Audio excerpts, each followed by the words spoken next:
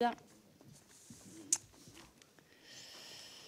Alors, monsieur le directeur général, messieurs les directeurs, mes chers collègues, nous accueillons aujourd'hui monsieur Stéphane Ayotte, directeur général du groupe Ayotte, pour une audition consacrée à la situation, aux perspectives de ce groupe en France. Et nous vous remercions d'avoir accepté cette audition. Vous êtes accompagné de Michel Lapeyre, directeur général GBH, donc du groupe Ayotte, dans l'océan Indien, et monsieur Christophe Bermond, directeur Carrefour de Martinique. Voilà. Vous le savez, chers collègues, le groupe Ayotte est fortement présent dans nos territoires ultramarins, dans la distribution alimentaire notamment, l'automobile ou encore l'industrie, le rhum à la Martinique, le yaourt à la Réunion. Enfin voilà, je n'ai évidemment pas le temps d'en faire l'exact recensement, mais j'imagine que vous reviendrez dessus. En tout cas, votre activité, elle est déterminante pour le pouvoir d'achat de nos concitoyens, notamment s'agissant de l'alimentation. Et vous le savez, évidemment, ce qui nous intéresse, notamment dans cette commission, c'est la question de la vie chère, notamment de la vie chère dans l'outre-mer, avec des prix alimentaires qui sont en moyenne 40% plus élevés en outre-mer, d'après les chiffres que j'ai en tout cas. Donc les groupes de distribution, en premier lieu le vôtre, sont aujourd'hui, disons, accusés par un certain nombre d'acteurs de faire des profits excessifs du fait de leur pouvoir de marché et de leur position oligopolistique, avec parfois plus de 50% de parts de marché dans certains territoires ultramarins et selon les secteurs, ce qui ne permet évidemment pas, dans ce cas, d'assurer une concurrence libre et non faussée. À nouveau, en septembre dernier, il y a eu des mouvements de protestation. Je pense à la Martinique, à l'appel du collectif qu'on appelle le PRAC. Et en tout cas, ce sont des sujets qui intéressent en premier lieu notre commission. Notre Assemblée nationale a constitué en 2023 une commission d'enquête sur le coût de la vie en Outre-mer. Depuis, il y a eu plusieurs propositions de loi qui ont été adoptées pour encadrer plus fortement les marges, les positions dominantes de certains grands groupes, dont le vôtre. Et avant de vous céder la parole, j'ai pour ma part quelques première question, mais évidemment, les collègues reviendront sur tous ces aspects, j'imagine, de manière plus précise.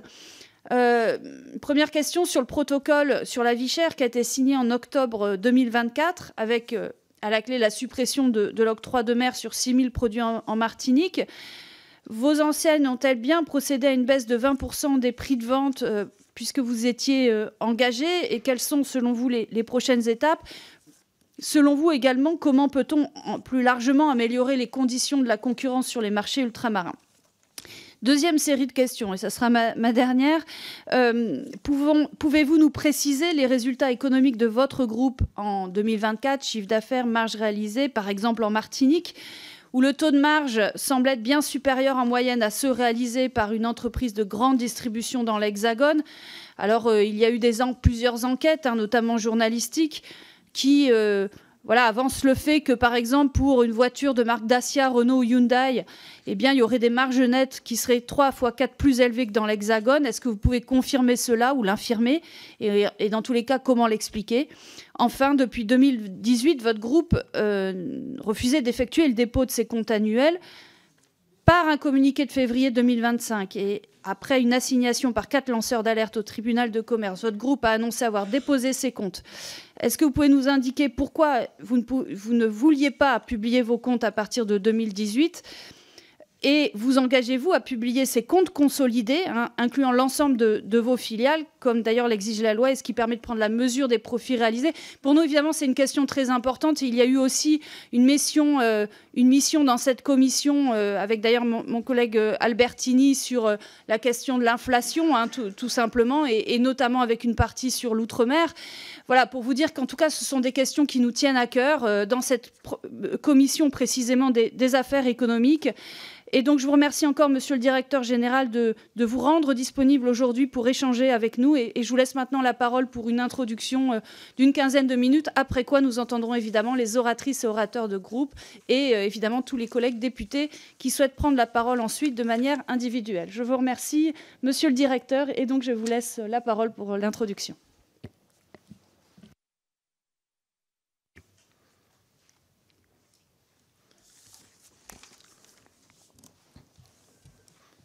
Merci, Madame la Présidente.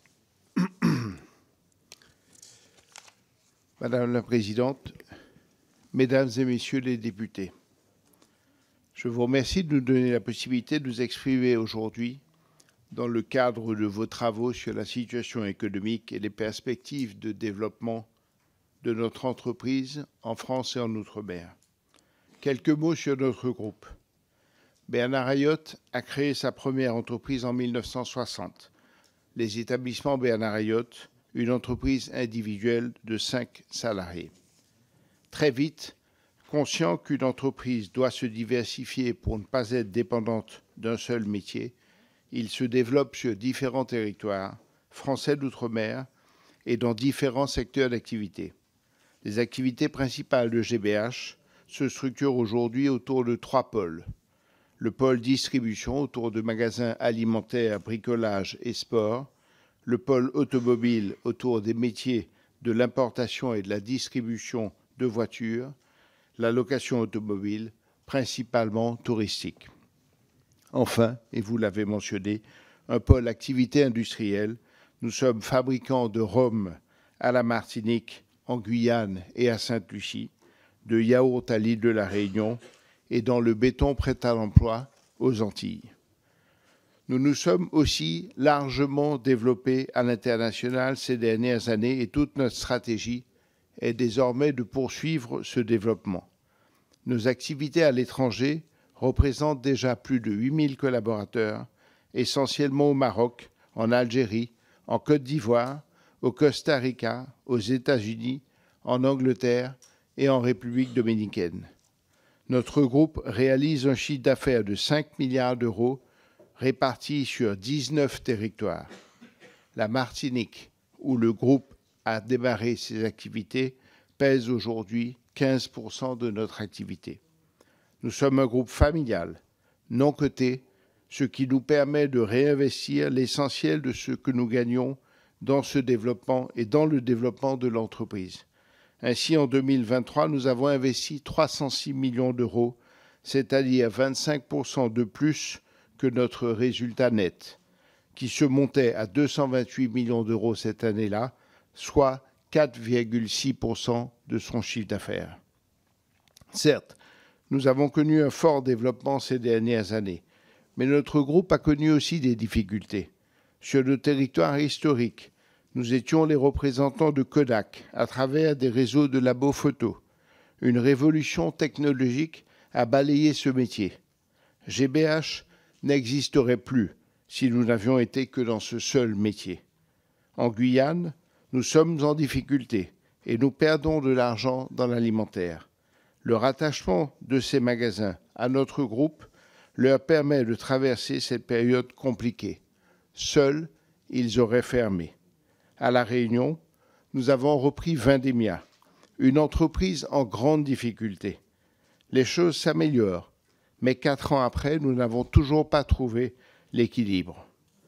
À l'international, nous avons sans succès tenté de nous développer sur des pays comme le Ghana ou Trinidad. Dans ces 2 cas, nous avons dû fermer nos activités. L'entreprise est fragile et rien n'est jamais acquis. L'essentiel, notre groupe compte aujourd'hui 18 000 collaborateurs, dont 10 500 collaborateurs pour l'essentiel en Outre-mer. Nous avons recruté plus de 2000 CDI depuis 2022 et près de 75% des postes d'encadrement de nos entreprises sont issus des territoires où nous sommes implantés. Notre groupe est très attaché à l'évolution de ses collaborateurs. Nous avons pu ainsi réaliser plus de 200 promotions internes vers des postes d'encadrement au cours des 3 dernières années. Près de 1250 stagiaires rémunérés et apprentis ont été accueillis dans nos entreprises depuis 2022. Nous concevons avec les écoles et les universités des programmes de formation qui ont concerné des centaines de jeunes sur nos territoires et qui nous ont permis de réaliser de très nombreux recrutements. Nous menons plusieurs fois par an des actions dans l'Hexagone pour aller au contact des ultramarins qui y résident et leur proposer des postes sur leur territoire d'origine au sein de notre groupe et ainsi de favoriser le retour des talents. Toutes ces actions améliorent l'attractivité du groupe. Grâce à elles, les candidatures spontanées que nous avons reçues ont augmenté de plus de 25% en 2024. Enfin, Notre groupe est pleinement conscient de ses responsabilités sociétales. Grâce à nos filiales, nous multiplions les initiatives au profit des territoires où nous sommes implantés. Pour la production locale, qui est notre priorité, nous sommes très investis dans les structures de promotion et de production locale et avons une politique très forte de mise en avant des produits locaux dans nos rayons et dans nos magasins. Nous sommes, je crois qu'on peut le dire, le premier débouché de la production locale en Outre-mer. Pour l'environnement, avec la valorisation des déchets, l'évacuation des VHU, les nettoyages des plages de nos îles, à travers des associations que nous avons créées et que nous animons. Dans le domaine culturel, à la Martinique, plus de 380 artistes originaires des Caraïbes ont été exposés à l'habitation Clément depuis 2006. Dans l'aide aux plus démunis, puisque près de 4,3 millions de repas ont été donnés aux banques alimentaires de nos régions depuis 2020. Enfin, dans l'aide d'urgence, nos territoires sont régulièrement soumis à de tragiques catastrophes naturelles. Nous sommes toujours en première ligne pour aider les populations touchées. À Mayotte, par exemple, suite au cyclone Chido, 200 tonnes de marchandises et 200 groupes électrogènes ont été envoyés et une contribution de 2 millions d'euros a été consentie pour aider à la reconstruction. Mais je veux aussi évoquer devant vous le sujet de la vie chère. Tout d'abord, je tiens à préciser que la vie chère n'est pas un phénomène récent. Dès 1953, les fonctionnaires des territoires ultramarins obtenaient la majoration de 40% de leur rémunération pour compenser le coût de la vie. GBH n'existait pas à cette époque. Plus récemment, en 2009 et en 2019, des enquêtes ont été menées, notamment par l'autorité de la concurrence.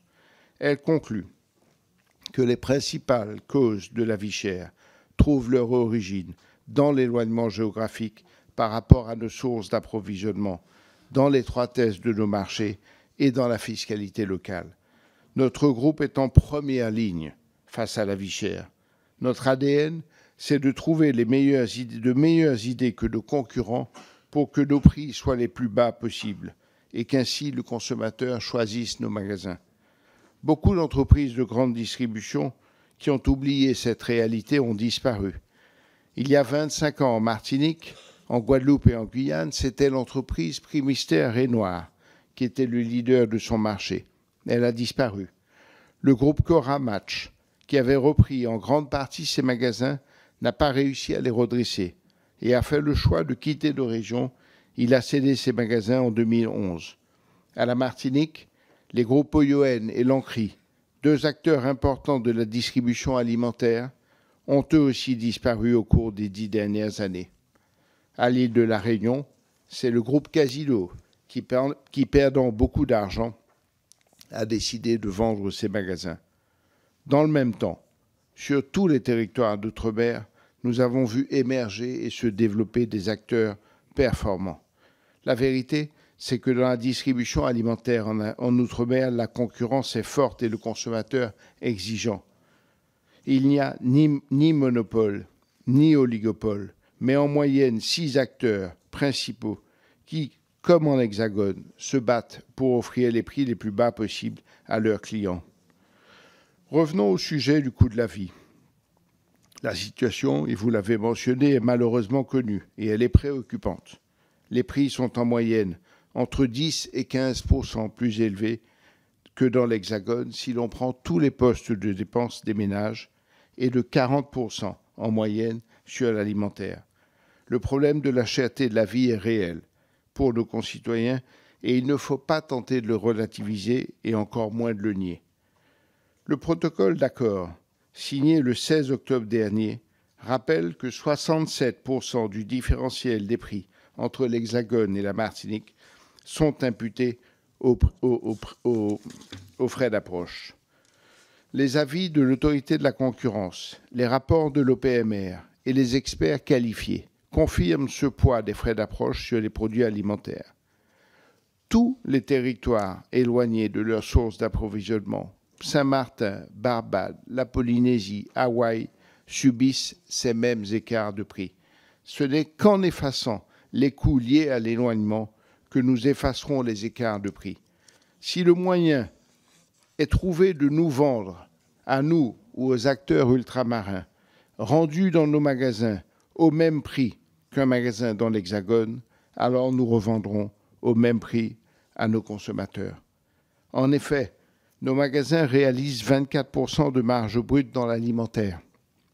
Pour mémoire, le président d'Auchan avait annoncé dans votre commission ici il y a quelques jours une marge brute de 24,8%. La construction de cette marge dans nos magasins est la suivante. Quand un consommateur donne 100 € à la caisse, 76 € sur ces 100 servent à payer la marchandise que nous lui avons vendue. Il reste 24 €, c'est-à-dire 24%. Avec ces 24 €, nous en prenons 10 pour rémunérer nos collaborateurs, 10%. 10 autres pourcents pour payer les autres charges de l'entreprise, immobilière, assurance, publicité. Il reste 4%. 2% sont affectés au paiement des taxes et aux impôts et le bénéfice de l'entreprise ou sa marge nette est de 2%. Fort de ce constat, des pistes importantes ont été identifiées dans le protocole de lutte contre la vie chère, permettant la mise en œuvre de solutions opérationnelles et innovantes. Il a été convenu de jouer sur tous les leviers possibles, sur l'octroi de mer, la CTM s'engageant à ramener à zéro sur une liste de 54 familles de produits de première nécessité représentant 6 000 articles, comme vous l'avez mentionné. Sur la TVA, l'État s'engageant à ramener à zéro sur 69 familles de produits.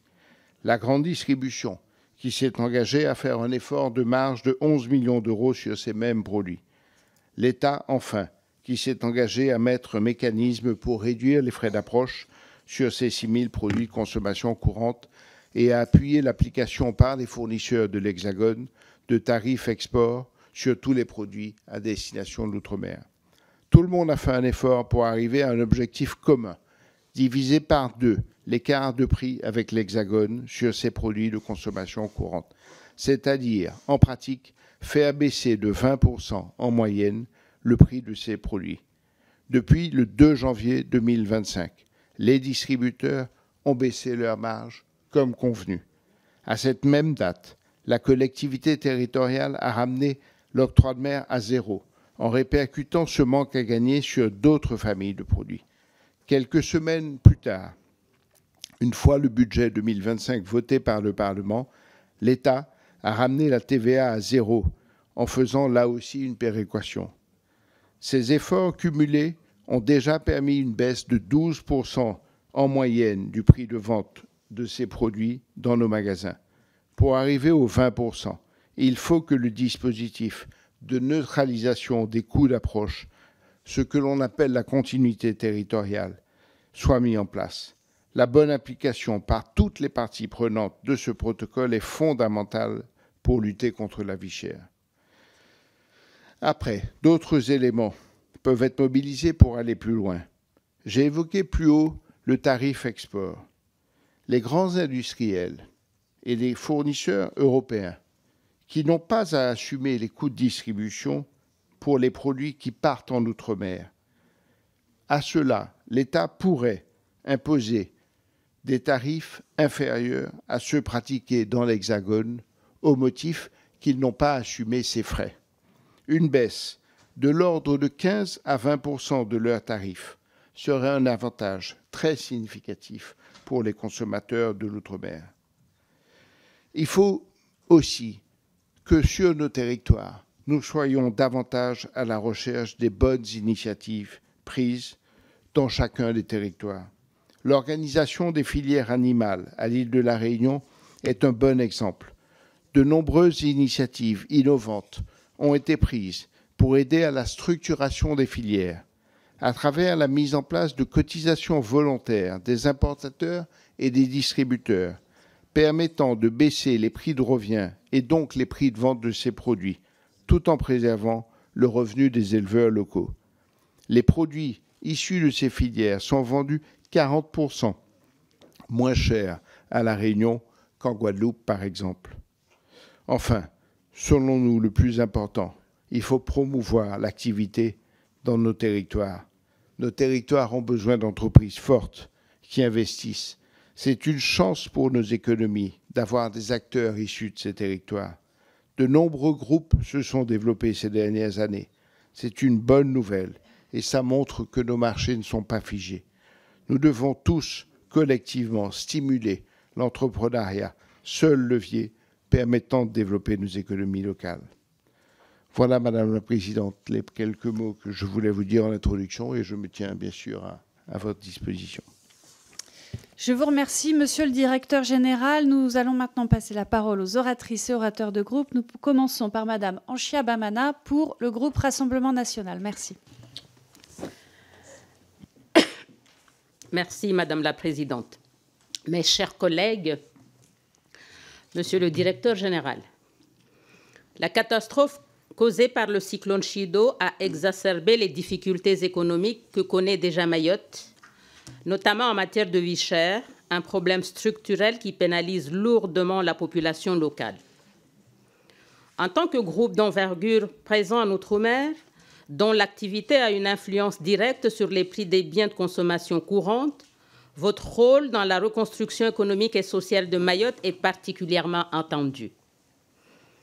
Pouvez-vous nous indiquer quelles actions immédiates votre groupe a mis en œuvre ou envisage de déployer pour atténuer les effets du cyclone, en particulier en matière d'approvisionnement en biens essentiels, à des prix accessibles pour les Mahorais? La question de l'inflation et du coût de la vie est cruciale dans ce contexte post-cyclonique où la vulnérabilité des populations les plus modestes est encore accrue. Au-delà de l'urgence, quelle stratégie envisagez-vous à moyen terme pour contribuer à lutter contre la vie chère à Mayotte? Cela pourrait inclure, par exemple, des initiatives visant à réduire les coûts logistiques, à encourager une offre plus diversifiée de produits locaux ou à adapter votre politique tarifaire pour répondre aux réalités socio-économiques spécifiques de l'île. Enfin, comment votre groupe compte-t-il conjuguer son développement économique avec une politique de responsabilité sociale qui prenne en compte les difficultés structurelles de Mayotte, notamment en matière de pouvoir d'achat et d'accessibilité des produits essentiels? Je vous remercie.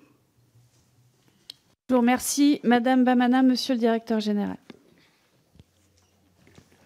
Merci, Madame la députée. J'ai parlé de Mayotte dans mon propos liminaire pour dire que, à la minute où le cyclone est passé sur Mayotte, nous avons mobilisé toutes nos équipes de La Réunion et de Mayotte pour venir en aide à la population. Une aide d'urgence importante a été apportée, plus de 200 tonnes de marchandises ont été expédiées, des groupes électrogènes, j'en ai parlé. Je vais laisser M. Lapeyre vous dire deux petits mots sur les actions plus durables que nous voulons mener à Mayotte. Bonjour Madame la députée.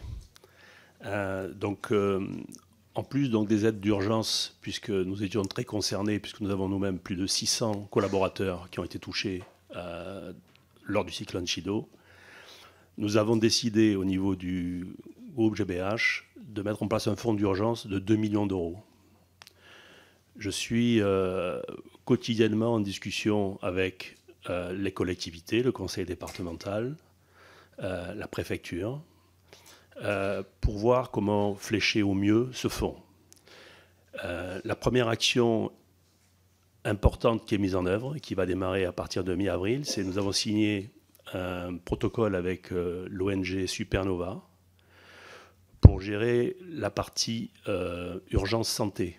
Comme vous le savez, il y a un gros problème dans toutes les communes de Mayotte. La Croix-Rouge a développé 5 hubs, d'accord, et nous allons supporter ces 5 hubs avec l'ONG Supernova, Secouristes sans frontières et Médecins sans frontières pour apporter donc un secours à la population qui aujourd'hui a des difficultés à accéder aux soins. Ça, c'est une partie du fonds. La deuxième partie du fonds, qui est principale, c'est un fonds que nous allons flécher pour soutenir l'agriculture et la pêche. Nous allons faire ça donc en concertation avec le conseil départemental et la DAF. J'ai eu plusieurs échanges donc avec le préfet, avec le conseil départemental, et nous allons mettre en place des actions très concrètes En particulier, vous connaissez bien le problème de l'eau à Mayotte. Toutes les petites exploitations ont été dévastées. Il y a des problèmes de stockage d'eau. Nous pensons que nous flécherons concrètement des aides sur la construction de poches d'eau qui permettront, malgré les stress hydriques, de pouvoir continuer à produire. Donc voilà un petit peu quelques actions que nous allons faire. Merci. Oui, j'ai eu l'occasion de le dire à Monsieur le Directeur Général. Donc voilà, pour respecter l'égalité de réponse, on va dire, à chaque oratrice, envers chaque oratrice orateur de groupe. Donc on essaye de tenir en 4 minutes, donc dont 3 minutes de questions maximum, évidemment, par oratrice et orateur de groupe. Voilà, du coup, très bien. J'ai l'occasion de vous le dire aussi. Voilà, nous passons maintenant pour le groupe Ensemble pour la République à Madame Annaïg Le Meur. Merci. Merci Madame la Présidente, Monsieur le Directeur Général. Donc la réalité de la vie chère en Outre-mer est incontestable. Nous savons que les prix sont nettement supérieurs par rapport à ceux de la métropole. Ces écarts tendent d'ailleurs à se creuser d'année en année. Le haut niveau de prix en Outre-mer est bien sûr lié à la situation spécifique des différents territoires ultramarins du fait de leur éloignement ou leur insularité, mais cela ne suffit pas à expliquer entièrement les écarts de coûts avec la métropole. La grande dépendance des Outre-mer aux importations venues de métropole, y compris pour des produits de première nécessité, y participe grandement. L'ensemble des Outre-mer importe la quasi-totalité de ses céréales et une partie importante de sa viande, même si les territoires ultramarins couvrent un peu mieux leurs besoins en œufs ou en fruits et légumes frais. Alors bien sûr, la faible production locale peut en partie s'expliquer par des causes structurelles comme le fait que les cultures d'exportation contraignent le développement d'une culture nourricière, voire même topographique dans certains territoires. Reste que 40% des produits de la pêche consommés en Outre-mer sont importés, alors que même que les territoires ultramarins ont une ZEE en moyenne 2 fois plus étendue que celle de la France continentale. Mes questions sont donc les suivantes. Quelles sont les actions mises en œuvre par votre groupe pour inciter à développer les productions locales et notamment la filière pêche ? Et le fait que vous soyez à la fois distributeur, transitaire et logisticien n'a-t-il pas un impact sur les intérêts qu'ont votre groupe à développer ces productions locales ? Je vous remercie. Je vous remercie, Madame Le Meur. Monsieur le Directeur Général. Madame la députée, merci pour votre question. Le développement de la production locale et, au fond, une amélioration de l'autonomie alimentaire sur notre territoire fait partie de nos convictions. Nous agissons tous les jours pour essayer de faire en sorte que se développe la production locale sur nos territoires. J'ai cité tout à l'heure un exemple avec l'île de la Réunion. Je crois qu'il faut qu'en Outre-mer, on regarde ce qui se fait de bien territoire par territoire. À l'île de la Réunion, les filières sont très bien organisées. Vous parliez d'autonomie alimentaire. 95% de ce que nous vendons sur les légumes est acheté localement. 90% des fruits. On est à 100%, 50% de la viande fraîche est produite localement. 100% du porc, 100% du lapin, 100% porc, de la volaille. En réalité, les achats locaux pour nos magasins sur l'île de la Réunion représentent plus de 35% de nos achats. On est à 25% à la Martinique ou en Guadeloupe. Il faut qu'on aille plus loin. Il faut qu'on se structure. Vous avez raison, il faut que le secteur de la pêche se structure. Il est aujourd'hui peut-être qu'il faut... Enfin, et là, ce sont des organisations qui sont un peu indépendantes de notre groupe, mais que l'on encouragera chaque fois qu'on le pourra. Je vous remercie. Nous passons maintenant la parole pour le groupe de la France Insoumise à Madame Sandrine Nosbé. Merci Madame la Présidente, Monsieur le Directeur Général. En juillet 2024, Bernard Ayotte, fondateur du groupe du même nom, a été élevé au grade de grand officier de l'ordre national de la Légion d'honneur. En février 2025, une enquête de la Haute Autorité pour la transparence de la vie publique portant sur les activités de lobbying non déclarées auprès de ministres et de parlementaires est ouverte contre votre groupe, enquête que vous avez qualifiée d'injustifiée. En mars 2025, une enquête de Libération vient confirmer l'ampleur des profits exorbitants réalisés par votre groupe. Et pour cause, en 2023, votre chiffre d'affaires atteignait 4,9 milliards d'euros et vos marges commerciales étaient d'un montant vertigineux de 34,4% de votre chiffre d'affaires, contre 20% en moyenne dans le secteur en hexagone. En parallèle, le coût de la vie dans les territoires ultramarins est en moyenne 19 à 38% plus élevé qu'en France hexagonale. Les produits alimentaires coûtent plus de 40% en Guadeloupe, Martinique, Guyane, La Réunion et 30% à Mayotte par rapport à l'Hexagone. Et ce, alors que la grande pauvreté est 5 à 15 fois plus élevée dans les Outre-mer que dans l'Hexagone. Pour reprendre une de vos déclarations dans la presse, votre groupe est le premier acteur contre la vie chère. Vous avez même fait un communiqué afin de justifier ces écarts de prix avec l'Hexagone, principalement dus, selon vous, à l'éloignement des Outre-mer. Pourtant, les frais que peuvent engendrer cette distance sont loin de justifier un tel différentiel de prix. 36% de vos ventes se font à La Réunion, 16% en Martinique, 15% en Guadeloupe. Vous détenez également plus de 50% des parts de marché sur la vente de voitures aux particuliers, et ce n'est qu'un exemple parmi tant d'autres. Si vous n'êtes pas le premier acteur contre la vie chère dans les Outre-mer, au regard des marges que vous y réalisez, votre groupe apparaît comme l'un des premiers acteurs de la fabrique de la vie chère dans nos territoires ultramarins. Outre l'opacité de la formation des prix, se pose également la question de la concentration de la grande distribution dans les Outre-mer, dont votre position quasi dominante à La Réunion et à Mayotte notamment. Mes questions sont les suivantes. Si vous êtes le premier acteur contre la vie chère, comme vous le déclarez, Monsieur le Directeur Général, qu'attendez-vous pour réduire vos marges? Allez-vous rendre publiques vos marges arrière? Je vous remercie. Je vous remercie, Madame Nosbé. Monsieur le Directeur Général. Merci, Madame la députée. Quand vous comparez nos marges avec... Nous sommes un groupe qui faisons plusieurs métiers. Et donc, quand nous avons 34% de marge brute et que vous la comparez à un métier qui ne fait que de la grande distribution alimentaire, on compare des choses qui ne sont pas comparables. Si vous prenez la marge brute d'un groupe comme Pernod Ricard ou des entreprises dans ces activités, vous verrez qu'elles sont très supérieures. Si vous comparez nos marges brutes dans l'alimentaire aux marges brutes de ceux qui font le même métier dans l'Hexagone, vous verrez qu'elles sont très comparables. Sur le marché, en France hexagonale, le groupe Leclerc a 24,1% de part de marché.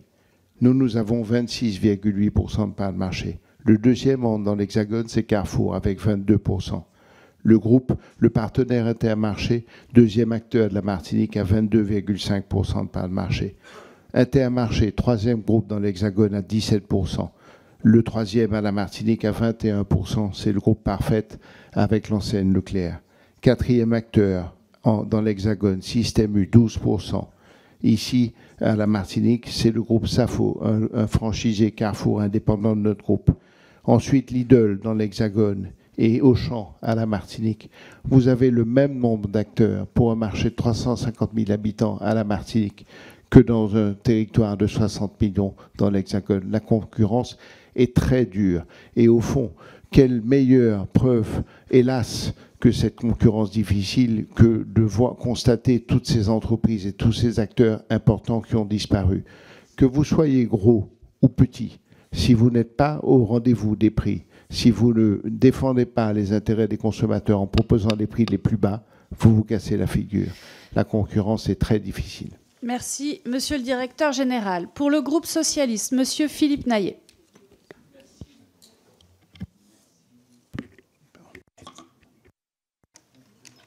Merci Madame la Présidente, chers collègues, Monsieur le Directeur Général.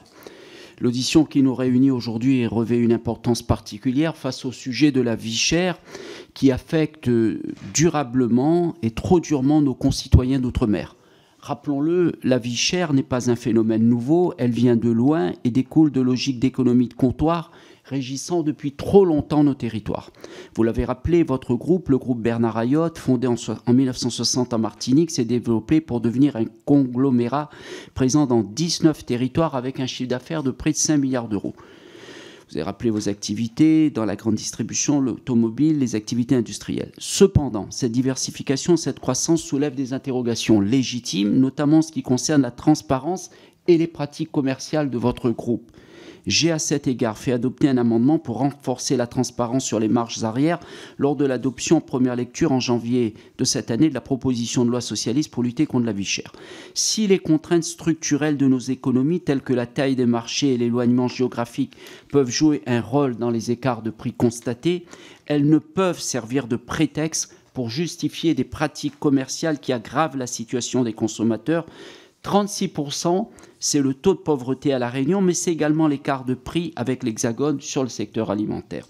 Il faut le dire clairement, le pouvoir de marché dominant du groupe GBH en fait l'un des principaux contributeurs à la vie chère sur les territoires ultramarins. Le rachat de Vendémia en 2020 à La Réunion en est symptomatique. En février 2025, M. Ayotte a répondu aux critiques en affirmant que GBH n'est pas un groupe secret, mais un groupe discret. Alors, disons-le clairement, la discrétion paie. Avec un chiffre d'affaires consolidé de près de 5 milliards d'euros en 2023, GBH affiche une marge commerciale d'1,7 milliard, soit 35% du chiffre d'affaires. C'est une performance qui est singulièrement élevée, dépassant de 75% la moyenne du secteur. Le bénéfice net du groupe s'élève à 227 milliards d'euros. Les actionnaires du groupe se sont par ailleurs distribués des dividendes, 8 millions d'euros en 2023, 19 millions d'euros en 2022.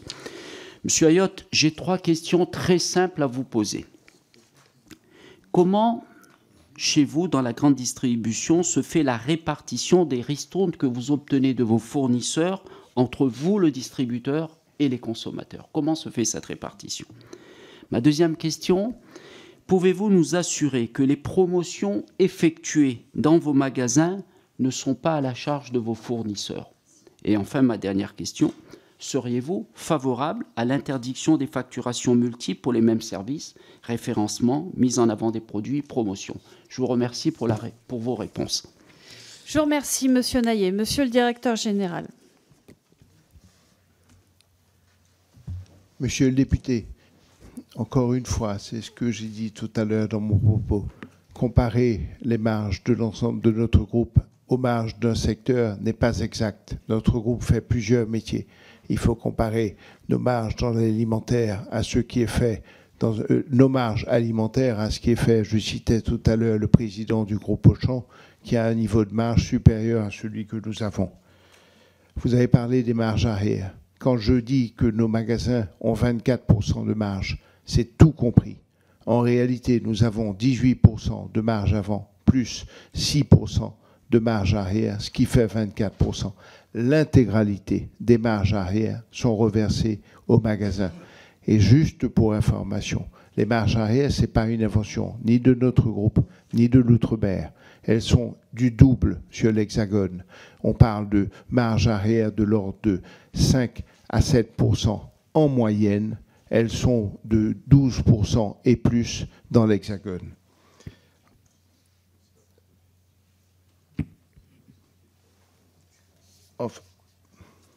Excusez, on arrive au bout du temps, mais j'ai noté les questions qui restent, évidemment. Oui, Monsieur Naillet, mais il se trouve que ça tient en 4 minutes et pour une question d'égalité entre les groupes. Donc, pas de souci, nous reposerons la question. Par ailleurs, vous avez la possibilité de reposer une question individuelle si vous le souhaitez dans la deuxième, comme vous le savez, n'est-ce pas, dans la deuxième phase de l'audition. Voilà. Merci, Président. Pour le groupe de la droite républicaine, Monsieur Jean-Pierre Vigier. Merci Madame la Présidente, Monsieur le Directeur Général, Messieurs les Directeurs, chers collègues. Le groupe Ayotte est un acteur économique majeur dans plusieurs territoires ultramarins, occupant une place prépondérante dans des secteurs clés tels que la grande distribution. Mes collègues l'ont précisé, cette position soulève régulièrement des interrogations, notamment sur les effets qu'une telle concentration d'activité peut avoir sur le niveau des prix. En effet, vous le savez, selon les données de l'INSEE, les prix de la consommation sont en moyenne supérieurs de 7 à 12% dans les départements d'outre-mer par rapport à la métropole, avec des écarts très marqués sur les produits alimentaires, où la différence, vous le savez, peut atteindre jusqu'à plus 30% à La Réunion, par exemple. Ces écarts pèsent directement sur le pouvoir d'achat des ménages ultramarins, dont les revenus médians, et je le rappelle, sont par ailleurs inférieurs à ceux de l'Hexagone. Dans cette perspective, nous souhaiterions connaître votre analyse, même si vous en avez parlé en partie au début de vos propos, sur les leviers que votre groupe pourrait mobiliser pour accompagner plus activement le développement des filières de production locales, condition essentielle pour diversifier l'offre, soutenir l'emploi local et contribuer à terme à une modération des prix à la consommation. Par ailleurs, le débat public autour de l'octroi de mer, taxe destinée à protéger la production locale, mais dont l'impact sur les prix alimente certaines critiques, reste vif. Quel est, selon vous, le rôle que doit continuer de jouer cet outil fiscal et comment envisagez-vous son articulation avec la nécessité de préserver le pouvoir d'achat des consommateurs ultramarins. Je vous remercie. Je vous remercie, Monsieur Vigier. Monsieur le directeur général.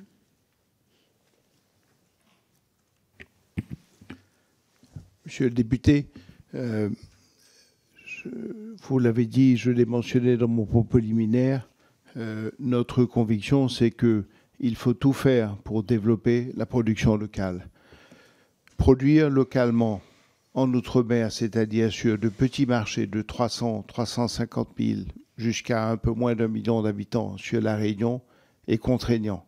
C'est plus difficile que produire dans l'Hexagone.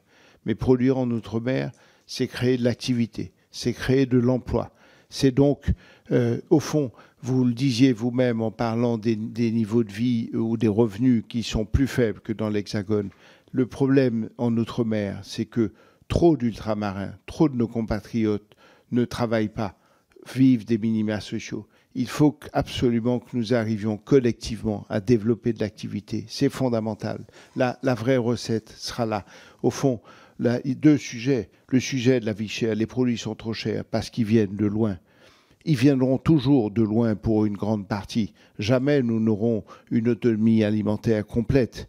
Mais il faut essayer de réduire la part des produits importés et nous sommes convaincus que c'est important.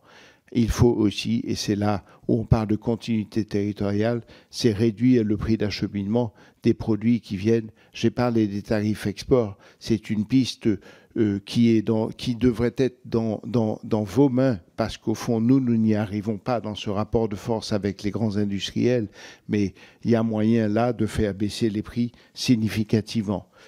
L'octroi de mer, je ne sais pas si j'aurai le temps de répondre, mais c'est une question sensible, compliquée. L'octroi de mer, elle a pour effet de défendre et de protéger la production locale, les producteurs locaux, en renchérissant les produits importés quand ils sont concurrents de produits fabriqués localement, et de financer les collectivités et les mairies. Donc, il est essentiel, si on réfléchit à l'octroi de mer, en tout cas de conserver ces deux objectifs qui sont très importants. Les collectivités doivent être financées et surtout la production locale doit être protégée. Mais peut-être qu'elle peut être mieux gérée. Les initiatives qui ont été faites à la Martinique, par exemple, sont intéressantes. Merci. Nous passons maintenant pour le groupe écologiste et social à Monsieur Boris Tavernier. Madame la Présidente, Monsieur le Directeur Général, le groupe Ayotte, qu'est-ce que c'est ? C'est un groupe de grande distribution avec la possession des franchises de Carrefour, Monsieur Bricolage ou encore Decathlon. Le groupe Ayotte, c'est aussi de la distribution automobile avec la possession des concessions Renault, Dacia, Hyundai et Nissan. Le groupe Ayotte, c'est également un grossiste important puisqu'il s'agit du principal intermédiaire entre la France hexagonale et la France d'outre-mer. Le groupe Ayotte, c'est aussi de la production agroalimentaire, notamment pour Danone. Et toute cette activité, ça rapporte pas mal. Près de 5 milliards d'euros de chiffre d'affaires en 2023 et un bénéfice de 227 millions d'euros. De quoi s'offrir de beaux dividendes. 19 millions d'euros en 2022, juste pour la famille Ayotte. Mais derrière ces chiffres s'en cachent d'autres moins joyeux. 42% plus cher en Guadeloupe, 40% en Martinique, 39% en Guyane, 37% à La Réunion. Oui, il est beaucoup plus cher de se nourrir quand on habite un département ultramarin que lorsqu'on habite dans l'Hexagone. La vie chère en Outre-mer est une injustice. Mais en écouter certains, cela serait une fatalité, presque un hasard. En tout cas, il n'y aurait pas d'autre coupable que le simple éloignement géographique. Grossiste, distributeur, industriel, le groupe Ayotte est présent sur toute la chaîne d'approvisionnement. Et pourtant, malgré ce pouvoir hors norme, le groupe Ayotte affirme n'être responsable de rien, et certainement pas de la vie chère en Outre-mer. C'est vrai ça. Pourquoi un groupe qui est à la fois producteur, grossiste et distributeur aurait la moindre influence sur le prix pratiqué en rayon ? En réalité, vos marges sont anormalement élevées. C'est le fruit de votre position dominante sur la chaîne d'approvisionnement et d'un laisser-faire des autorités qui a bien trop duré. Autour de vos marges, vous entretenez une opacité douteuse, enfin, une discrétion, dites-vous. Face à la vie chère, un protocole a été signé en octobre pour faire baisser les prix sur des milliers de produits alimentaires. L'une des parties de ce protocole prévoit la suppression de la TVA sur des familles de produits. Une mesure coûteuse pour nos finances publiques, mais surtout à l'efficacité dont on peut douter. En effet, en l'état, comment pouvons-nous être sûrs que la suppression de la TVA génère réellement et surtout durablement une baisse équivalente des prix ? Comment s'assurer que le groupe Ayotte n'en profitera pas pour gonfler ses marges ? Ce que l'État perd, la famille Ayotte le récupère. Comment faire confiance à un groupe qui entretient l'opacité et le secret à tous les niveaux ? Comment faire confiance à un groupe contre lequel il faut aller en justice pour obtenir la publication des comptes, pourtant une obligation légale? Comment faire confiance à un groupe qui met la pression sur les journaux qui enquêtent sur ses activités? Comment faire confiance à un groupe visé par une enquête de la Haute Autorité de la Transparence de la Vie Publique pour avoir caché ses activités de lobbying? De Paris à Fort-de-France, le droit à l'alimentation doit s'imposer de partout. Je vous remercie. Je vous remercie, Monsieur Tavernier. Monsieur le directeur général. Monsieur le député, vous avez pris quelques exemples de territoires où la vie était chère. Vous auriez pu citer Saint-Martin, 47% plus cher, nous n'y sommes pas. Vous auriez pu citer Hawaï, Sainte-Lucie. Et au fond, il n'y a pas de territoire, nulle part, loin de leur source d'approvisionnement, qui n'ait pas le même souci. Après, vous avez parlé de nos comptes. Ils sont déposés. L'intégralité, nos comptes consolidés et l'intégralité de ceux de nos filiales sont déposés. La transparence, en tout cas aujourd'hui, elle est totale. Vous avez la possibilité de tout vérifier. Sur le protocole, Christophe Berbon peut peut-être vous dire un petit mot sur l'assurance de la répercussion des baisses des prix. Bonjour, Madame la Présidente, Mesdames et Messieurs les députés. Je voudrais juste préciser que le protocole signé le 16 octobre à la Martinique a déjà connu 3 phases. La première, c'est la suppression de l'octroi de mer dès le 2 janvier, la suppression de la TVA le 1er mars et la baisse de marge des distributeurs qui a été engagée également dès le 2 janvier. Pour notre groupe, dès cette première phase, nous avons pu baisser les prix de 12,4%, donc qui ont été intégralement intégrés donc, à nos prix et dont une baisse pour les consommateurs. Et s'agissant, et vérifié par la DGCCRF, et s'agissant de la TVA, je rappellerai qu'une péréquation a été faite par l'État sur les ordinateurs et donc les 7 à 8 millions que l'État a investis pour la baisse de la TVA ont été récupérés par une hausse de la TVA sur les ordinateurs et les portables. Merci, Monsieur le directeur. Monsieur Vigier pour le groupe démocrate. Merci. Merci, Madame la Présidente. Merci de m'accueillir au sein de votre commission. Monsieur le directeur général, chers collègues, j'aurais d'ailleurs pu signer les propos du collègue écologie, je tiens à le dire. Moi, je suis attaché au sujet de la vie chère, ayant une responsabilité sur les Outre-mer pendant quelques mois. Et vous dire, monsieur le directeur, qu'il y a un premier combat que vous devez conduire, c'est celui de la confiance. Une entreprise qui ne publie pas ses comptes, à qui on demande vraiment de le faire, croyez bien que ça jette, naturellement, un trouble dans tous les esprits, en particulier de la représentation nationale, parce que cette question-là, elle est prégnante depuis tellement longtemps. La deuxième chose, il y a des suspicions de, comme vous le savez, de non-déclaration d'activité. Ça n'aide pas dans l'ambiance actuelle. Donc, je pense que le chemin à emprunter, c'est celui de la confiance et celui de la transparence. Et vous dire qu'il y a un certain nombre d'initiatives qui ont été prises. Je me souviens très bien l'initiative que j'avais lancée à La Réunion pour faire en sorte que l'on puisse, en juillet 23, pour lutter contre cette vie chère. Donc moi, ce que je vous demande, c'est que constatez avec nous qu'on ne peut pas avoir une situation de quasi monopolistique comme on peut le voir à certains endroits. La concurrence, c'est, et pourtant je suis un libéral, la concurrence, c'est aussi la répartition de la valeur. La répartition de la valeur qui se fait sur plusieurs têtes. Et chaque fois qu'il y a une vision monopolistique, à chaque fois, la concurrence n'est pas au rendez-vous. Donc, est-ce que vous accepteriez de partir sur un chemin d'engagement, naturellement, de publication des comptes, naturellement de transparence, naturellement de partage des valeurs, et bien sûr, chacun a sa part à prendre. Sur l'octroi de mer, j'ai fait un tableau analytique de tous les produits sur tous les territoires. Je vous reprends, sur Saint-Martin, le PIB n'est pas du tout celui que vous avez à la Martinique. Vous savez qu'il est 2,5 fois plus élevé. Donc on ne peut pas comparer des choses qui ne le sont pas. Mais vous dire simplement que l'octroi de mer, c'est aussi une ressource pour les collectivités, donc il faut trouver un chemin de partage. Ceux qui disent on supprime partout n'ont jamais lu le document. En revanche, un partage intelligent est possible. Et le dernier mot, est-ce que oui ou non, enfin, dans ces territoires, je les regarde en leur disant, est-ce qu'on va être capable de produire plus sur place? Parce que oui, la pauvreté est 3 fois plus importante qu'à métropole. Oui, les salaires, ils sont moins élevés. Il faut le dire. Et donc, il faut apporter pour eux, vous l'avez un peu dit, monsieur le directeur, des capacités de production. Et le tout dernier mot, quand on est aux Antilles, expliquez-moi pourquoi à 300 km, les mêmes produits sont moins chers, alors qu'ils ne viennent pas de France à 6000 km. Je vous remercie, monsieur Philippe Vigier. Monsieur le directeur général. Monsieur le député, vous avez raison. La confiance, c'est important. Et probablement qu'on a des progrès à faire. je suis d'accord pour prendre le point. Nous avons sûrement trop tardé à déposer nos comptes. Peut-être que l'on n'a pas réalisé aussi que notre entreprise avait grossi, que le regard qui était porté sur elle avait changé. Nous déposons nos comptes auprès de toutes les administrations et de tous les outils de contrôle depuis toujours, chaque fois qu'ils nous le demandent. Mais nous n'en faisions pas la publicité, comme à peu près tout le monde, comme 80% des entreprises. Cet argument ne suffit pas. On l'a constaté. Ça a généré de la suspicion. On a changé. On a déposé nos comptes et on a pris l'engagement, bien entendu, que ce sera fait chaque année. Ce sujet est clos.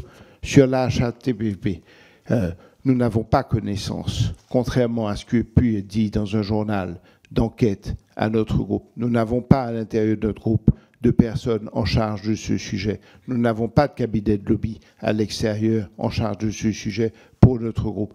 Nous nous sommes rapprochés de cette structure pour l'interroger, pour lui dire ce que nous faisions. Et si à la fin, elle nous dit que nous devons faire des déclarations que nous n'aurions pas faites, nous les ferons alors bien évidemment. Enfin, vous avez parlé de situation monopolistique. Nous n'avons de monopole nulle part, monsieur le député. Nous sommes au contraire dans des secteurs où il y a beaucoup de concurrence. Et là encore, regardez l'histoire, regardez les 20 dernières années.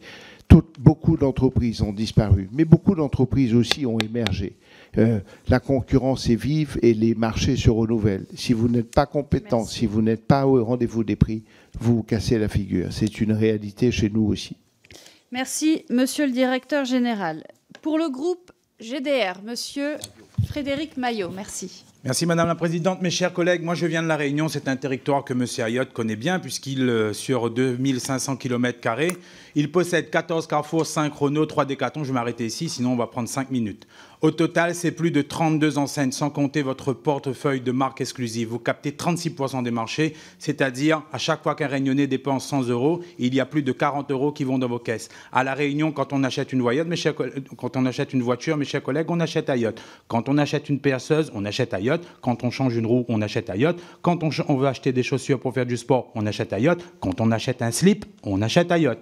2023, face à la colère légitime de nos frères et nos sœurs de la Martinique, vous avez eu enfin la décence de déposer vos comptes consolidés. Ça n'a pas été sans conséquence parce que le leader a été emprisonné pour cela. On sait aussi qu'à La Réunion, la part de marché que vous captez est de 1,7 milliard d'euros. Derrière votre santé économique se cache le pouvoir de vivre des Réunionnais qui font comme neige au soleil. Je vous le dis, quand le peuple, le groupe Ayotte prospère.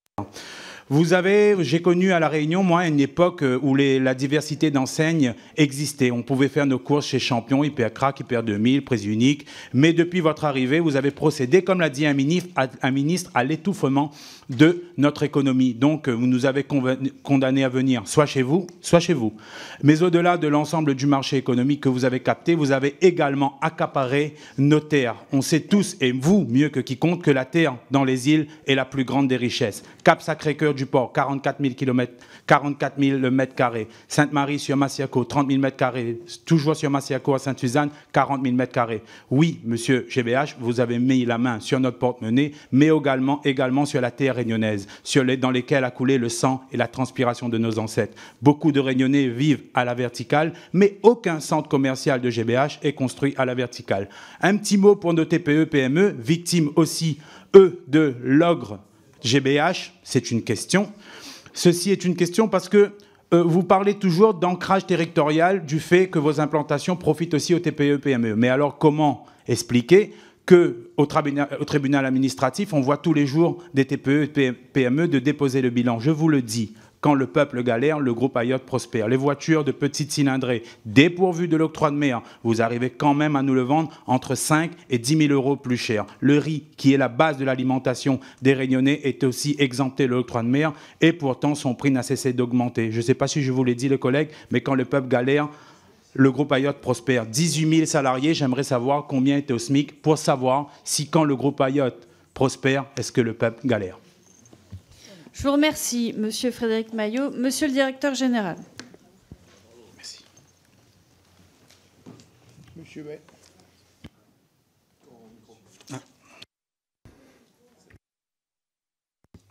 Monsieur le député Maillot,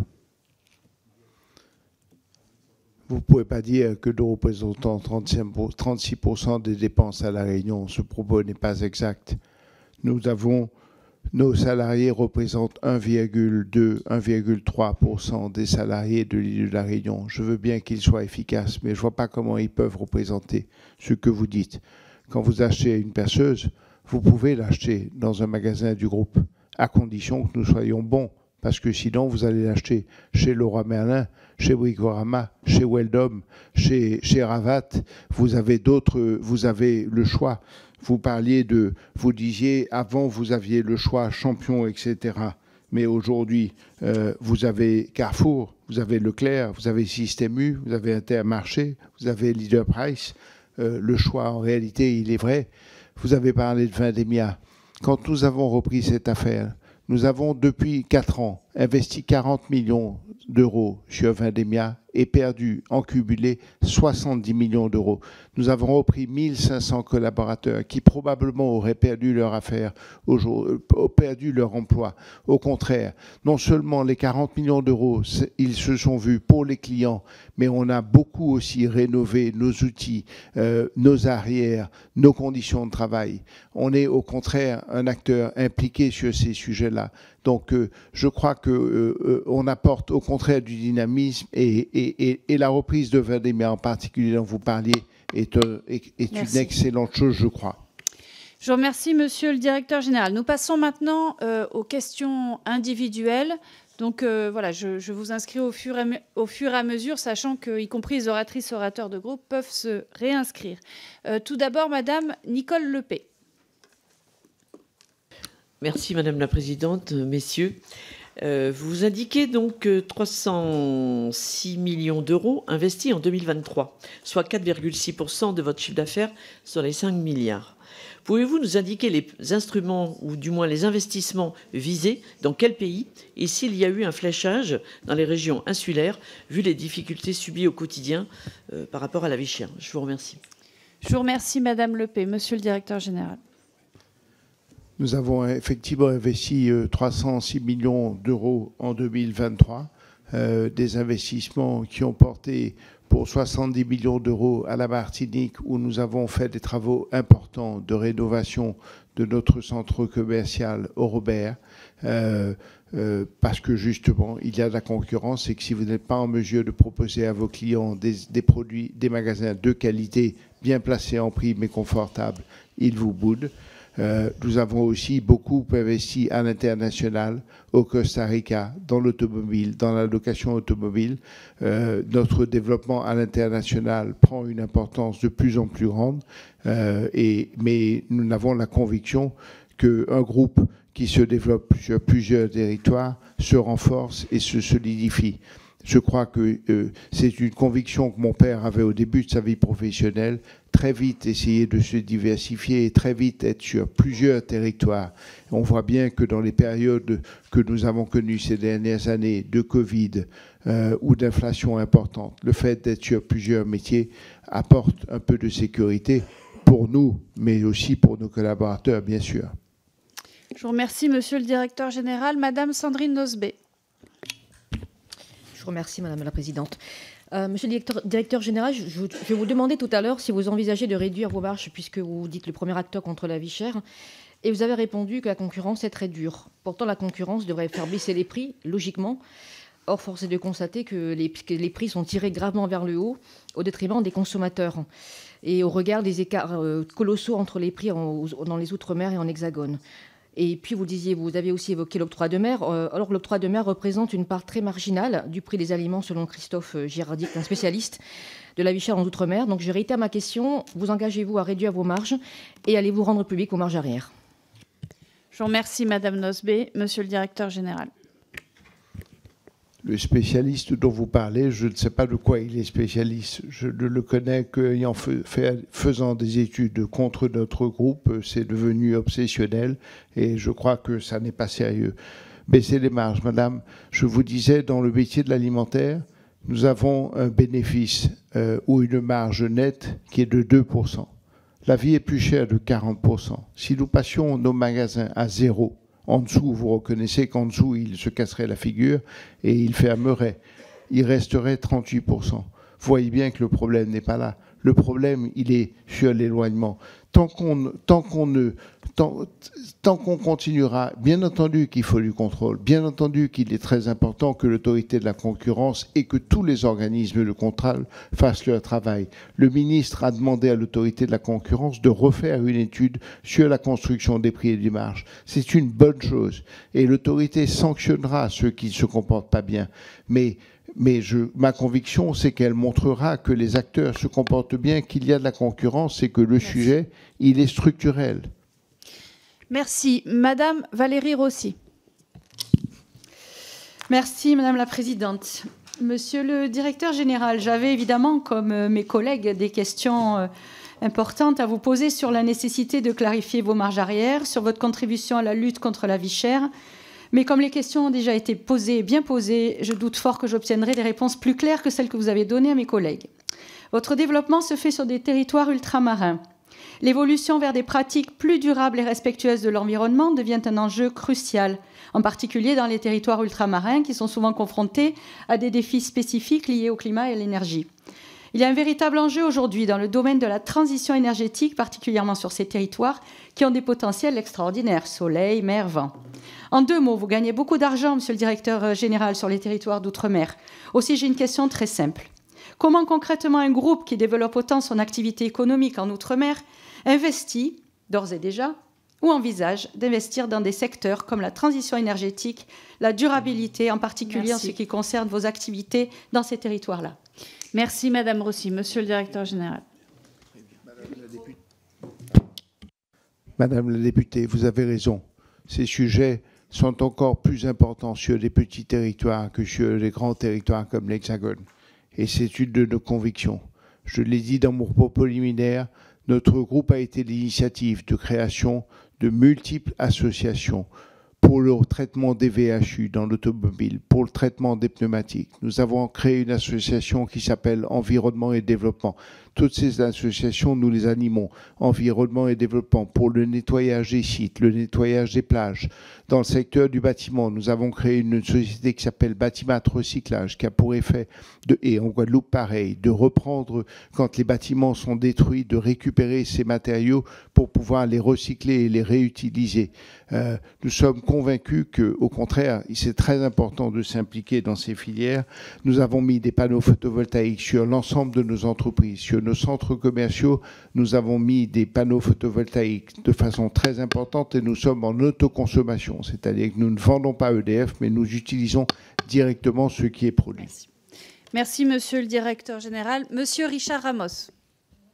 Oui, Monsieur le Président, vous avez dit tout à l'heure à un de nos collègues, vous ne pouvez pas dire ça. Je vous signale qu'ici, les députés disent ce qu'ils veulent et qu'ils posent les questions qu'ils veulent. Ensuite, vous avez dit, à date, nous sommes transparents. Est-ce à dire que demain, vous ne pourriez pas l'être? Ensuite, vous avez dit, parce qu'on nous a contrôlés, on a déposé nos comptes. Ça veut dire que tant qu'on ne vous le réclame pas, vous n'auriez pas été honnête? Et donc, votre audition aujourd'hui, monsieur, elle ne me rassure pas. Une entreprise, c'est souvent l'ADN de son patron. Et aujourd'hui, vos propos ici devant la représentation nationale ne restaurent pas la confiance qu'on attendait de vous, qu'on attendait de votre personne et de votre groupe. Et donc, je reste très inquiet pour les gens des Outre-mer avec des dirigeants qui, on l'a vu, sont des bons artistes, mais aujourd'hui, dans les réponses que vous avez apportées, vous avez sculpté beaucoup de vent. Je vous remercie, Monsieur Ramos. Monsieur le Directeur Général. Monsieur le député, je comprends que vous concernant, on a encore du travail à faire. Nous allons travailler dans ce sens et je suis convaincu que quand nous nous recroiserons dans quelques années, vous trouverez qu'on a fait beaucoup de progrès. Merci, Monsieur le Directeur. Monsieur Emmanuel Tchibaou. J'aimerais bien. Oui, ok, du groupe GDA. Alors, ma question sera simple, Monsieur le Directeur Général. Bon, vous affirmez que votre groupe économique est un groupe vertueux, c'est le sens de vos propos. Je note cependant que vous avez été obligé de publier précipitamment vos comptes pour vous mettre en règle avec la loi, et cela uniquement parce qu'il y avait le mouvement social, des recours en justice et bien sûr la pression de la presse. Je note également que vous affirmez travailler en toute transparence, alors même que les marges exorbitantes, l'opacité, les profits suspects de votre groupe sont mis en lumière, avec notamment des marges sur l'automobile de 18 à 28%, soit 4 fois celles pratiquées en France dite hexagonale. Je note également que vous affirmez que les prix ont baissé depuis le début de cette année en Martinique. Pourtant, le consommateur lambda vous affirmera au contraire qu'ils ont encore augmenté de 10 à 12%. Enfin, vous affirmez n'avoir finalement rien à voir avec la question de la vie chère en Outre-mer. Les économistes font pourtant remarquer que la vie chère est estimée à 40% en Martinique, 42% en Guadeloupe, 37% à La Réunion, et on sait le rôle que vous avez pu jouer justement dans l'enchérissement de la vie au niveau de La Réunion. En fait, vous pensez vraiment, monsieur le directeur général, que les oligopoles, les monopoles sont un rêve de je ne sais quelle lubie, de quelque individu que ce soit, et que vous n'êtes pas en situation monopolitique et oligopolistique? Je vous demande solennellement de nous dire la vérité et toute la vérité sur ce sujet. Merci, monsieur Nadeau. Monsieur le directeur. Monsieur le député.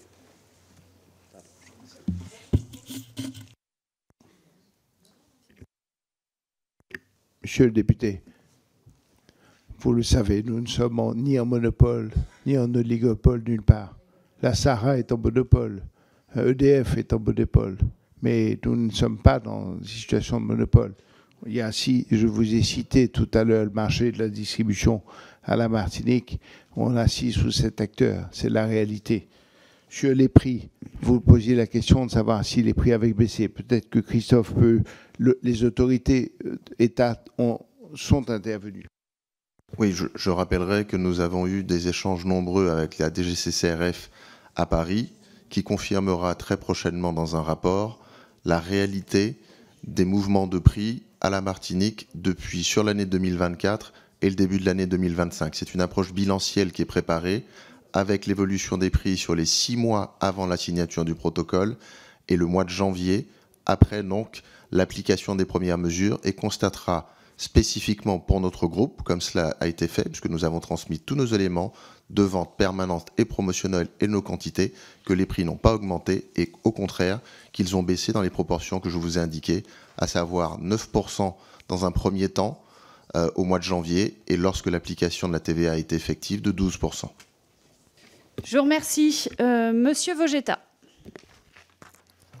Merci Madame la Présidente. Je tiens d'abord à exprimer une inquiétude quant à l'évolution des travaux de cette commission qui se transforme de plus en plus en un tribunal d'inquisition contre des entreprises qui soit ont le malheur d'avoir du succès et des marges positives et donc de pouvoir survivre et investir, soit, comme vous le souhaitez sans doute parmi ici, vous êtes nombreux à le faire, soit sont au bord de la faillite et donc il faut absolument nationaliser ou punir. Chers collègues, je vais utiliser vos chiffres, 5 milliards d'euros de revenus, 227 millions de bénéfices, je ne vous connaissais pas avant, hein, monsieur, je ne connaissais pas votre groupe, et 19 millions de dividendes.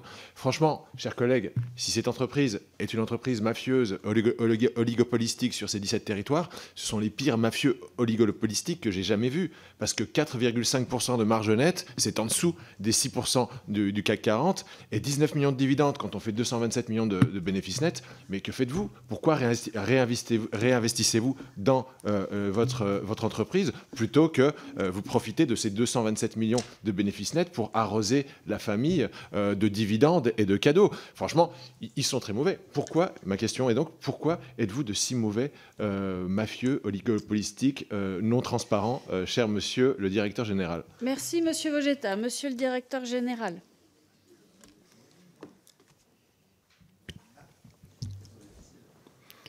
Nous sommes une entreprise familiale et nous voulons traverser le temps.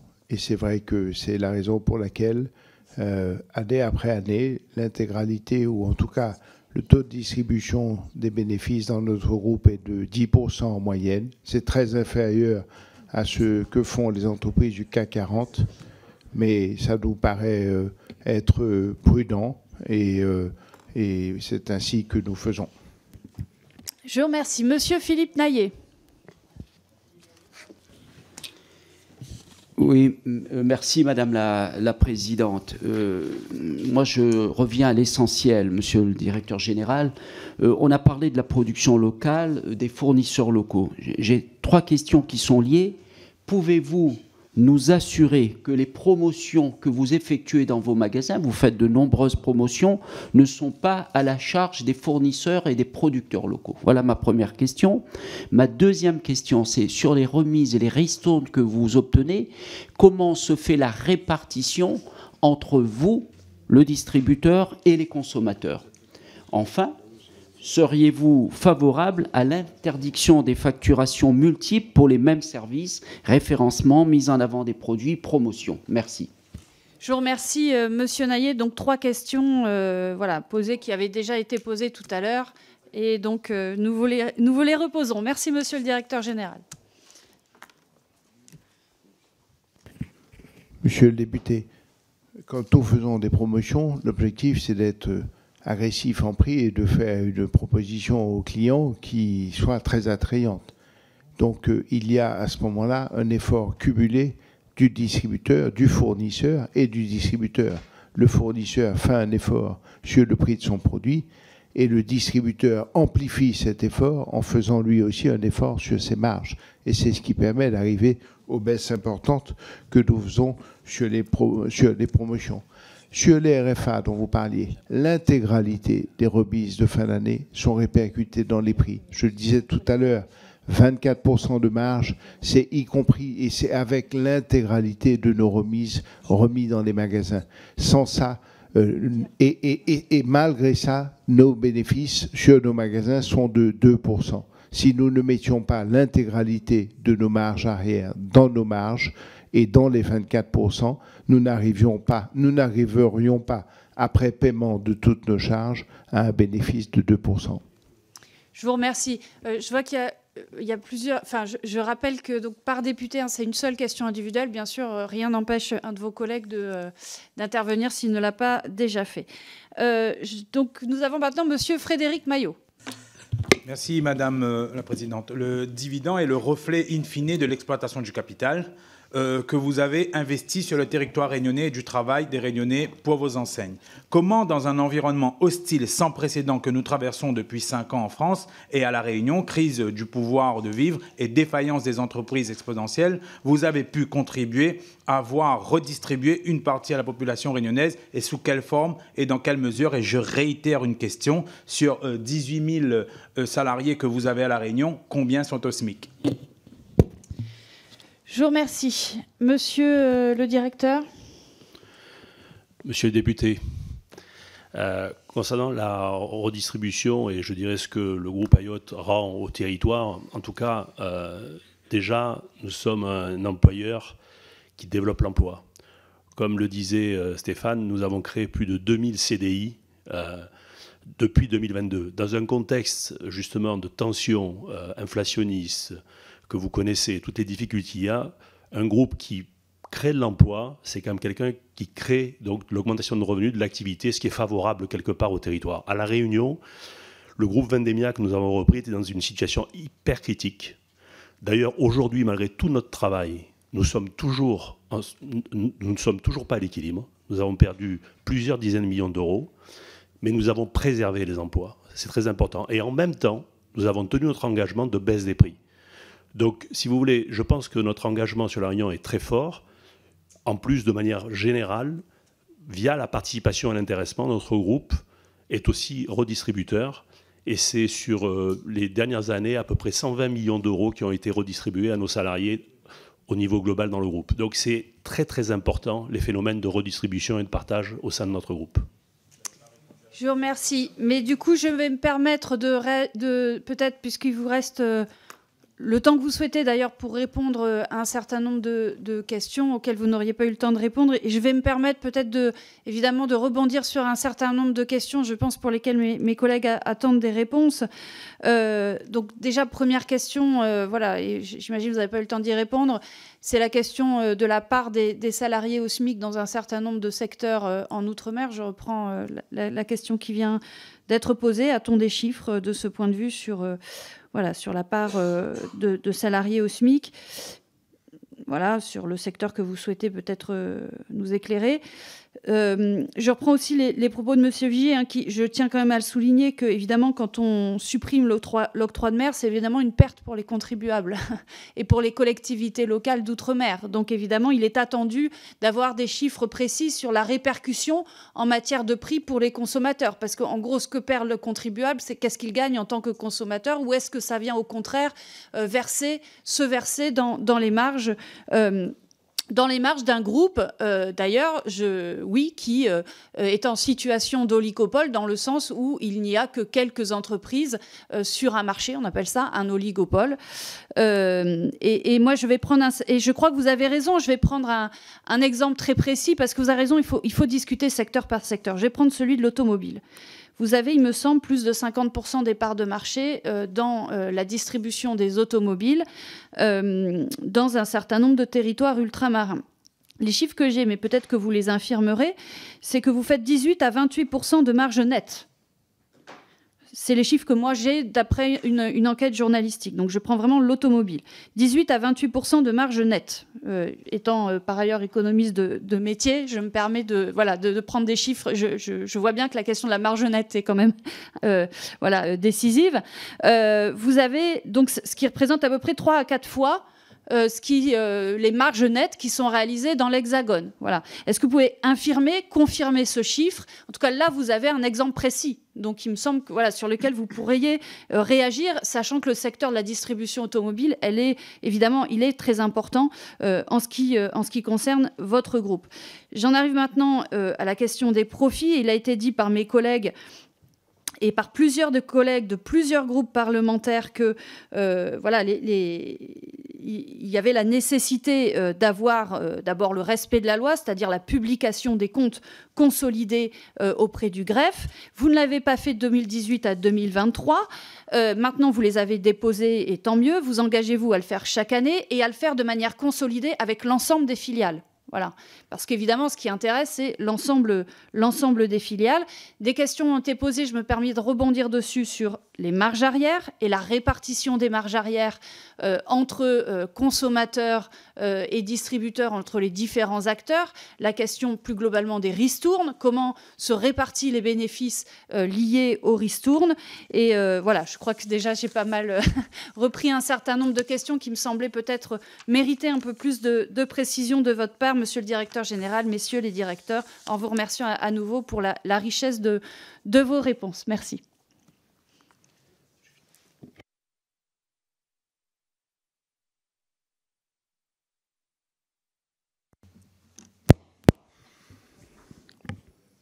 Merci, Madame la Présidente.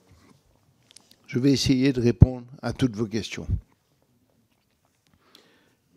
Vous m'avez demandé quelle était la part des collaborateurs que nous avions au SMIC. Je n'ai pas ce chiffre de façon précise, mais je pourrais vous le transmettre. Mais pour avoir fait quelques analyses, si nous prenons par exemple nos hypermarchés à la Martinique, les salaires les plus bas, les rémunérations annuelles les plus basses sont de l'ordre de 25 à 30% au-dessus du SMIC. Vous avez parlé de la suppression de l'octroi de mer. Il est important, Madame la Présidente, de préciser que sur l'octroi de mer, c'est une péréquation. La collectivité ne perd pas 1 euro. Elle baisse son octroi de mer, ou plutôt elle le passe à 0 sur les 54 familles de produits concernés par le protocole, et elle augmente l'octroi de mer sur d'autres familles de produits, ce qui fait que pour elle, il n'y a pas de perte de recettes. C'est la même chose pour l'État concernant la TVA. Les acteurs qui ont fait un effort de marge sont les distributeurs, et il reste à résoudre le problème de la continuité territoriale, c'est-à-dire de baisser les frais d'approche de nos produits. Le vrai sujet de la vie chère est là. Le principal, mais ce n'est pas moi qui le dis, ce sont les économistes qui le disent, c'est l'autorité de la concurrence qui le dit. Le principal sujet, c'est les frais d'approche, c'est l'éloignement de nos sources d'approvisionnement. Si nous trouvons des solutions, et c'est ce que ce protocole a cherché à faire, non pas sur l'intégralité des produits consommés, parce qu'à ce moment-là, les enjeux auraient été trop importants, mais au fond, quelle a été l'idée retenue? C'était de dire, prenons les produits les plus consommés, les plus incontournables, Et essayons au moins sur ceux-là qui impactent, y compris les gens qui ont des moyens plus limités, essayons sur ces produits-là de faire baisser les prix. Et l'objectif de 20% est un objectif majeur. Allons au bout de ce protocole. Pour l'instant, on est à 12%. On n'est pas aux 20% que le consommateur martiniquais et par ricochet que les consommateurs ultramarins veulent avoir. Allons au bout. Et pour ça, il faut mettre en place la continuité territoriale. Il faut ce dispositif de baisse des frais d'approche. Sur l'automobile, vous avez fait référence à des propos caricaturaux qui ont été tenus sur nous. Bien entendu que nous ne faisons pas 18 à 28% de marge nette. On est en train de parler de marge brute, c'est-à-dire avant le paiement des charges. Nos affaires font des marges nettes qui sont de 2 à 5%. On est très loin des chiffres que vous avez cités. Enfin, sur le dépôt des comptes, je l'ai dit dans mon propos liminaire et je l'ai redit tout à l'heure, oui, nous avons pris l'engagement de façon très claire de déposer chaque année les comptes consolidés de notre groupe et les comptes de chacune des filiales qui composent ce groupe. La transparence, de ce point de vue-là, sera totale. Madame la Présidente, un dernier petit mot, c'est ce que j'ai dit tout à l'heure.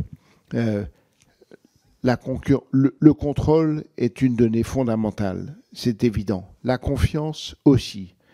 Il faut collectivement qu'on arrive à créer davantage de confiance, y compris entre les hommes politiques, les chefs d'entreprise. C'est collectivement, c'est en échangeant sur nos territoires qui sont compliqués, qui sont loin, qui sont petits, qu'on arrivera à les faire progresser.